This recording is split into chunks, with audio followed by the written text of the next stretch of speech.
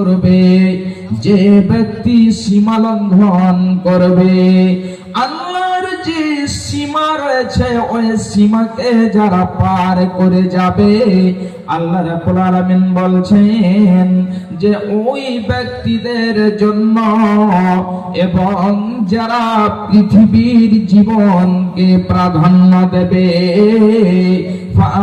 মান তাগা ওয়া আসারাল হায়াতাদ দুনিয়া, যারা এই পৃথিবীর জীবনকে প্রাধান্য দেবে, আখিরাতকে ভুলে যাবে, এই পৃথিবীর জীবনটাকে যারা মূল্য দেবে, আল্লাহ রাব্বুল আলামিন বলছেন ফাইন্নাল জাহিমা হিয়াল মাওয়া। এই সমস্ত লোকের জন্য, এই সমস্ত লোকের ঠিকানা জাহান্নাম হবে।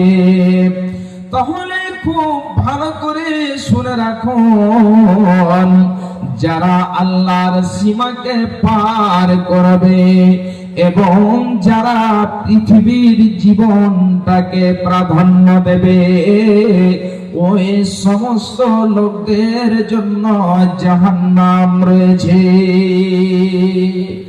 এদেরকে জাহান্নামে যেতে হবে। এই সমস্ত লোকেরা যারা আখিরাতকে বলে ভুলে যায়, এই পৃথিবীর জীবনটাকে প্রাধান্য দেবে, মায়ায় পড়ে যাবে, এই সমস্ত লোকেরা জাহান্নাম যাবে। এদের ঠিকানা হবে জাহান্নাম। তাহলে আল্লাহ রাব্বুল আলামিন আমাদেরকে সৃষ্টি করেছেন এবং আমরা যদি আখিরাতকে ভুলে যাই তাহলে আমাদেরকে জাহান্নাম যেতে হবে। আল্লাহ রাব্বুল